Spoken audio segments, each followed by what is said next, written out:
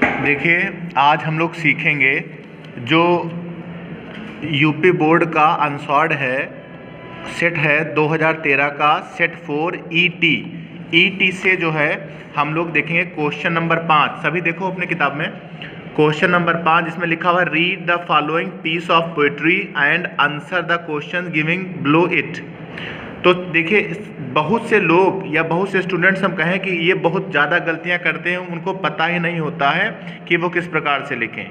सबसे पहले तो आप ये पैरा को देखिए, जो पैसेज लिखा हुआ है, क्या लिखा हुआ, पढ़ो जरा इसको। अरे, into the moon light whiter than snow waving so flower like when the winds blow. देखिए, इससे आपके 8 नंबर पक्के होंगे। ठीक है, हम बता रहे थे कि इससे आपके 8 नंबर पक्के हो जाएंगे। कैसे 8 नंबर पक्के होंगे कि सबसे पहले तो 4 नंबर का पोयम लिखने को आएगी और 4 नंबर का पैसेज आएगा। ठीक है, जो पोयम लिखोगे बेटा, उसमें सबसे बड़ी चीज़ क्या होती है, पंचुएशन। तो पंचुएशन में सबसे पहले से आप इस पोयम में देख रहे हैं जो लिखी हुई लाइनें हैं, इनटू का आई कैपिटल बना हुआ है, नेक्स्ट पोयम क्या है, वाइटर का डब्ल्यू कैपिटल बना हुआ है, फिर वेविंग का डब्ल्यू कैपिटल बना हुआ है और व्हेन का डब्ल्यू कैपिटल बना हुआ है। लास्ट की लाइनों में देखिए कॉमा लगा हुआ है, कॉमा लगा हुआ है, फिर कॉमा लगा हुआ है। अगर कोई कंपाउंड वर्ड यूज होते हैं तो उनके बीच में जो हाइफन या डैश लगा होता है वो आप लगाएंगे। ठीक है, और अंत में एक्सक्लेमेशन मार्क लगा हुआ है। अगर आप बिल्कुल इसी प्रकार से किसी पोयम को लिखते हैं तो आपके 4 नंबर मिल जाएंगे। ठीक है, तो सबसे पहले इसका जो पहला क्वेश्चन है बेटा, लिखो क्या पहला क्वेश्चन है, बोलो, उठाओ बुक, उठाओ, लिखो। सबसे पहले तो इसका जो पहला क्वेश्चन है, पहले पैरा क्या लिखा हुआ है, into the moon light whiter than snow waving so flower like when the winds blow. ठीक है ना, तो सबसे पहले तो हम इस पैरा की क्या करेंगे, हिंदी जानेंगे। ठीक है, हम इस पैरा की हिंदी जानेंगे कि ये पैरा कह क्या रहा है। देखो क्या कह रहा है, सब लोग अपनी किताब में देखें, सब लोग अपनी किताब में देखें, किताब में देखो बेटा। ठीक है, तो जैसे इसमें लिखा हुआ है, हम भी देख रहे हैं इसमें कि into the moon light, moon light का मतलब क्या होता है, चांद का प्रकाश। तो कवि जो है, इसको किसने लिखा हुआ है, जेम्स रसेल लोवेल ने। तो कवि जो है फाउंटेन को इंडिकेट करके क्या बताता है, इनटू द मून लाइट, चांद के प्रकाश में, वाइटर देन स्नो, फाउंटेन कैसा दिखाई देता है, वाइटर देन स्नो का मतलब क्या हो गया जा करके कि सफेद दिखता है, लेकिन किससे सफेद दिखता है, स्नो से। स्नो का मतलब बर्फ या आइस। ठीक है ना, चांद के प्रकाश में जो फाउंटेन है, फाउंटेन यहाँ पर बता रहा है, लेकिन उसमें फाउंटेन का पानी, जो फाउंटेन से निकलने वाला वाटर है, कभी उसके बारे में बता रहा है। क्या बता रहा है, वो कैसा दिखता है, वाइटर देन स्नो। इसका मतलब किस प्रकार से दिखेगा, बर्फ से भी ज्यादा सफेद दिखेगा। और फिर कह रहा waving so flower like, waving माने तो मूव करना, हिलना डुलना, फ्लावर लाइक का मतलब लाइक माने समान, फ्लावर का मतलब फूल। तो फिर वो बताता है कि फूल के समान फाउंटेन का पानी, जो फाउंटेन से पानी निकलता है वो कैसे हिल रहा है, वेविंग सो फ्लावर लाइक, उस प्रकार से निकल रहा, उस प्रकार से हिल रहा है जिस प्रकार से क्या होता है, waving so flower like when the winds blow, जब हवा चलती है, जिस प्रकार से किसी डाली पर या किसी जो है टहनी पर, या हम कहें किसी फूल के पेड़ की टहनी पर जब कोई क्या होता है, फूल लगा हुआ होता है और हवा चलती है तो फूल क्या करने लगता है, मूव करने लगता है, वेव करने लगता है। ठीक, और फिर उसकी मूविंग कितनी होती है, जेंटल, धीरे धीरे मुड़ता है ना, वो धीरे धीरे मूव करता है, धीरे धीरे हिलता है। उसी प्रकार से जब हवा चलती है तो फाउंटेन क्या करता है, फाउंटेन अपने पानी को भी क्या करवा रहा होता है, मूव करवा रहा होता है। लेकिन इसका सबसे बड़ा श्रेय किसको जाता है, हवा को जाता है। तो समझे नहीं समझे, तो वही चीज आपसे पूछ रहा है कि into the moon light whiter than snow, केवल आप 2 लाइन पढ़िए और 2 लाइन से रिलेटेड आपका क्वेश्चन है, what is the colour, what colour is the fountain in the moon light. देखो बेटा, एग्जामिनर आपको 2 नंबर देगा और वो 2 नंबर इसलिए आपको नहीं देगा कि आप लिख दे वाइटर देन स्नो। आप आंसर को एथेंटिक लिखेंगे, सीरियस लिखेंगे, ताकि एग्जामिनर पर उसका प्रभाव पड़ सके। ये नहीं खाला का घर नहीं समझना कि मुंह उठाया चले गए खीर खाए घर चले आए, ऐसा नहीं करना है। तो इसका जो आंसर आप अपने हिसाब से आंसर लिखिए, यहाँ पर क्या लिखेंगे, वाइटर देन स्नो लिखो यहाँ पे, हाँ लिखो वाइटर देन स्नो, हाथ स्पीड में चलाओ, वाइटर, बेटा जितना हमने कहा उतना लिखो, ये क्या लिख रहे हो, आंसर जो था हमने बताया लिखो वाइटर देन स्नो। फिर हम उसका दूसरा तरीका बताएं कैसे लिखा जाएगा answer, वाइटर than snow, than snow, ठीक, फुल स्टॉप। देखो अधिकांश स्टूडेंट्स इस क्वेश्चन का आंसर इतना ही लिखेंगे वाइटर than snow.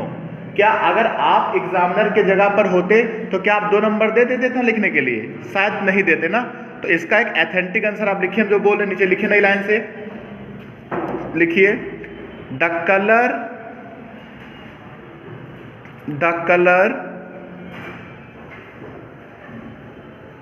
Of the fountain, the color of the fountain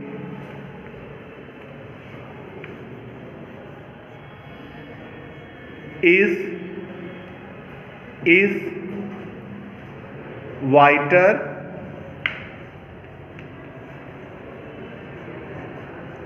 than the snow,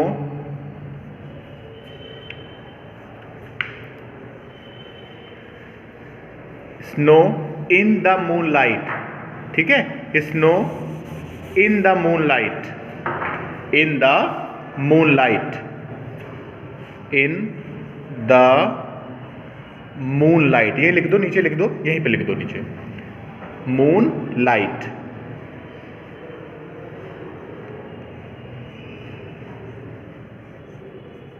ठीक, अब देखो अगर आप एग्जामिनर हो और आपके आगे ये क्वेश्चन आ जाए कि आप चेक करिए और वैल्यू निकालिए दोनों क्वेश्चन में से कौन, एक क्वेश्चन में से दोनों आंसरों में से कौन सही लिखा। जो एक क्वेश्चन आपका है वो क्वेश्चन क्या है, what colour is the fountain in the moonlight, और एक आंसर लिखा हुआ है, क्या लिखा हुआ है, वाइटर देन स्नो, और दूसरा आंसर क्या लिखा हुआ है, the colour of the fountain is whiter than the snow in the moonlight. तो दोनों में से आपको जो सही आंसर लगे या जो ये लगे कि जिससे एग्जामिनर प्रभावित होगा और आपको अच्छे नंबर देगा, आप वो लिखेंगे।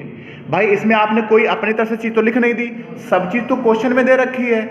आपने जिसे देखिए क्वेश्चन क्या रहा है, कलर भी आपने लिखा हुआ है, ऑफ द फाउंटेन भी लिखा हुआ है, इन द मूनलाइट भी लिखा हुआ है, और वाइटर देन स्नो तो आपका पैसेज में दे रखा है ना, उसको कॉपी करके तो आपको लिखना है।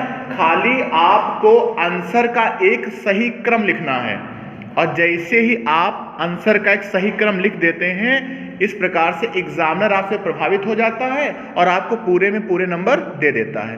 बेटा एक चीज हमेशा ध्यान रखना, जब कभी भी पीस ऑफ पोइट्री लिखा जाएगा तो उसमें पंचुएशन की बहुत बड़ी भूमिका रहती है, इसीलिए आप पंचुएशन पर भी विशेष ध्यान देंगे, ठीक है ना।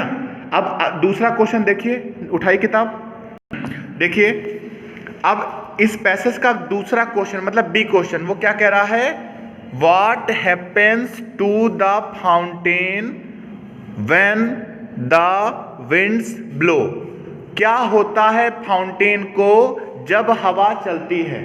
देखिए जितने भी आप क्वेश्चन को लिखते हैं सारे आंसर आप क्वेश्चन के शब्दों से स्टार्ट किया करिए, क्वेश्चन वाले शब्द नहीं, हु व्हाट हुम इनसे नहीं, लेकिन आप कोशिश करिए जब आप आंसर लिखें तो वो कुछ ना कुछ क्वेश्चन से रिलेटेड उसमें आ जाए। पैसेज की नीचे की 2 लाइनें देखिए, लिखा हुआ है waving so flower like when the winds blow. जैसे कि शुरुआत में हमने आपको बताया था जब हवा चलती है तो फाउंटेन बिल्कुल उसी प्रकार से मूव करने लगता है जिस प्रकार से कोई डाली पर लगे हुए फूल मूव कर रहे हो, जेंटली धीरे धीरे आसानी से, जो देखने में अट्रैक्टिव लगे। अट्रैक्टिव का मतलब ये नहीं हुआ कि आप किसी फूल के पेड़ के पास में खड़े हो और हवा धीरे से चल रही है तो आपको फूल देखने में अच्छे लगेंगे, जो डालियां हिल रही होंगी वो अच्छे लगेंगे, लेकिन अचानक क्या हो, कस के आंधी आ जाए और वो फूल की डाली आपके मुंह पर आके गिर पड़े आकर के, तब तो आपको अच्छा नहीं लगेगा ना। तो वही बात है, समझे ना, वो डाली मुंह पर गिरने वाली बात, फाउंटेन वाली बात लेखक नहीं कह रहा है, जेंटिल, आसानी से जो हिल रहे होते हैं, ठीक है। तो देखिए क्वेश्चन कह रहा है what happens to the fountain when the winds blow. तो आप आंसर लिखिए, आप अपने हिसाब से पहले आंसर लिखिए, क्या लिखेंगे आप? When the winds blow. When the winds blow, हाँ, इनका आंसर ध्यान से देखो, फिर हम बताएं कैसे आंसर लिखना है आपको।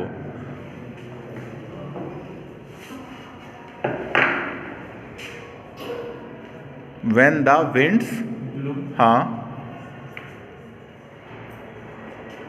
Fountain sings.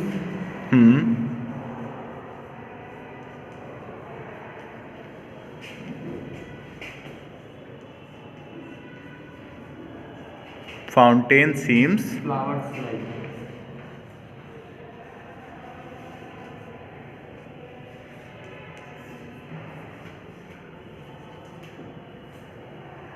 ठीक।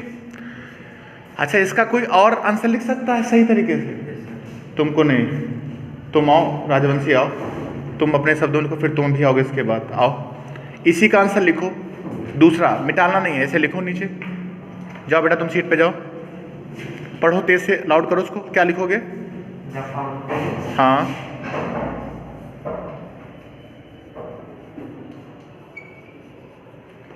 Where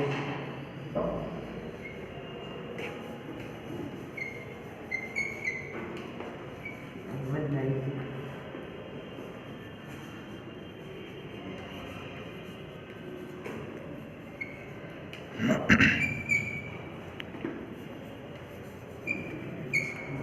ठीक है, फुल स्टॉप। अब देखो, आप बेटा आप भी आ जाओ, लिखो आकर के, आप क्या लिखोगे? इसी के नीचे वन से लिखना, हम सबके आंसर जज कर रहे हैं, इसके नीचे लिखो आंसर, क्या लिखोगे?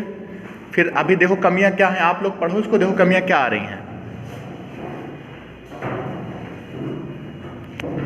पढ़ो भी साथ में, क्या लिख रहे हो? चौक दूसरी रेलो ना चल रही हो तो द फाउंटेन, हाँ Waving so flower like. लिखे रहो।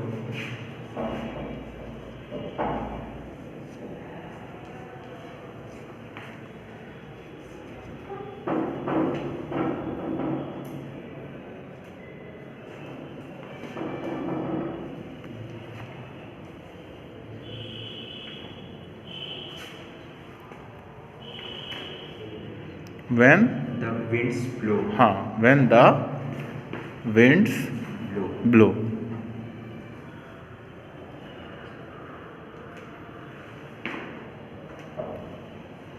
गुड, ठीक है। अब देखो हम तीनों आंसर को जज कर रहे हैं और आप लोग अपने हिसाब से दिमाग लगाइए क्या हो सकता है। देखिए क्वेश्चन, पहली बात तो हम जो पैसेज की दो लाइनें वो फिर से पढ़ेंगे, लास्ट की लिखा waving so flower like when the winds blow. ये तो एक राइमिंग वर्ड्स हो गई, ये तो बिल्कुल वही बात हो जब आपसे किसी ने पूछा कि अपने पापा का नाम बताओ, तो आपने कहा अपने पापा का नाम फलाना है, अपने पापा का नाम गजोधर है, ये नहीं बोलना आपको है। अगर आपसे कोई पूछेगा आप अपने पिताजी का नाम बताइए, तो आप क्या बोलेंगे? क्या बोलोगे? मेरे पिताजी का नाम फलाना है, धमाका है, यही तो बोलोगे, नहीं बोलोगे? आप ही तो नहीं बोलोगे। लेखक ने पूछा कि, या एग्जामिनर ने पूछा कि बताइए फाउंटेन कैसे घूमता है, या फाउंटेन क्या करता है, या फाउंटेन कैसा दिखता है, तो आप क्या बोलोगे? हाँ बिल्कुल, तुम्हारी भी आ जाओ, तुम भी आ जाओ, लिख लो। चलिए भाई देखते हैं, सीरीज 1008 लिखेंगे। यहाँ पे लिखो आंसर इसका, यहाँ पे देखिए पुलिस लाइन नरेश लिखने जा रहे हैं इस आंसर को। हाँ, व्हेन द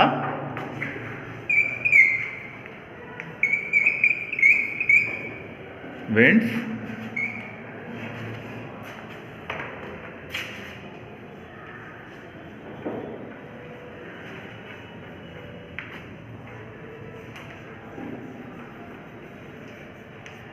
आप लोग भी दिमाग लगा लिए क्या आंसर गलत है, देखो एक बार दिमाग चलाओ।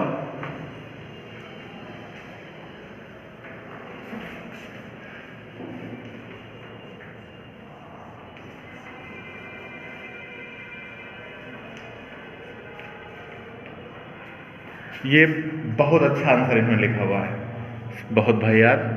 जीशान खान, तो दिल जीत लिया, सही आंसर है। अभी थोड़ी कमी वो भी आपको क्लियर कर दे रहे हैं, ठीक है। जाओ बैठो बेटा, सही, ये आंसर का सही है। देखिए हम बता दें, लास्ट की लाइनें पढ़े, wavings of flower like when the winds blow. ये तो एक कैसी लाइनें लिखी है, ये पोएट्रिक लाइनें लिखी है ना।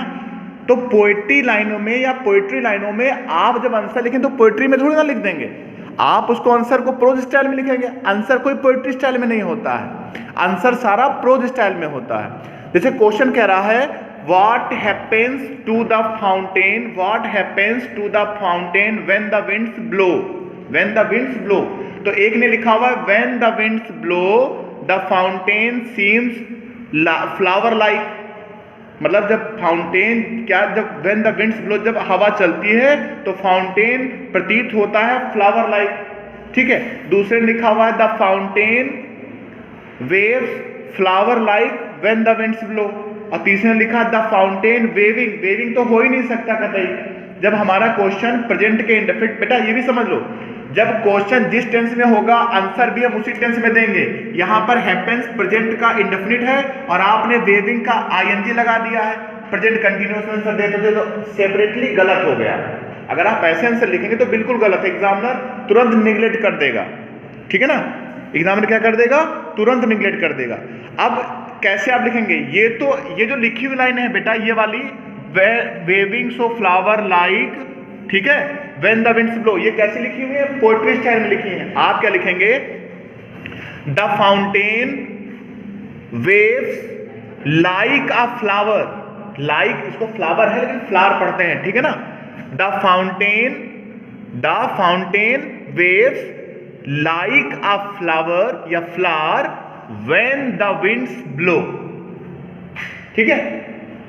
समझ पा रहे हो, इन्होंने कॉमा लगा दिया है इसलिए इनका आंसर सुटेबल हो गया है। लेकिन अगर आप, होता क्या है बेटा, जब क्वेश्चन में कोई कंप्लीमेंट दे रखा हो तो उस कंप्लीमेंट को जहां पर वो लिखा होता है हम उसको वहीं पर लिख देते हैं, ठीक है ना। उसको हम क्या करते हैं, इधर उधर नहीं लिखते हैं। क्वेश्चन में देखिए कंप्लीमेंट क्या लिखा हुआ, व्हेन द विंड्स ब्लो, तो हम, अब ये तो हमारा कंप्लीमेंट चला गया, खाली हमारे पास क्वेश्चन में जो मेन टॉपिक बचा वो क्या बचा, what happens to the fountain, fountain को क्या होता है जब हवा चलती है।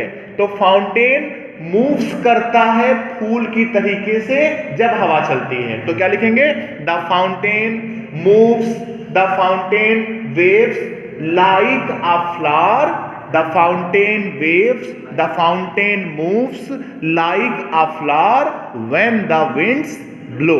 नहीं समझ, हाँ बताओ। नहीं, अब व्हेन से पहले कॉमा नहीं लगा, व्हेन तो कंजंक्शन के रूप में आ जाएगा ना, जोड़ने के रूप में आ जाएगा। तो एंड के पहले कॉमा कहाँ लगाते हो, लिखा राम कॉमा एंड श्याम, कि लिखते हो राम एंड श्याम, फिर समझ में आ नहीं आया। अगली चीज देखते हैं, अब इसमें चलो तुम बिछाओ, हाँ सक्सेना निकल के आओ बाहर। सक्सेना से फाइंड आउट करो राइमिंग वर्ड क्या है, निकाल पाओगे, हाँ निकालो राइमिंग वर्ड। इसमें जो 4 लाइनें लिखी हुई हैं इनमें राइमिंग वर्ड पिक आउट करो, क्या है राइमिंग वर्ड। फ्लावर बेटा राइमिंग वर्ड कहाँ होती है, तुमको पता है कुछ, पहले बोलो पता है कि नहीं, हाँ या ना में जवाब दो।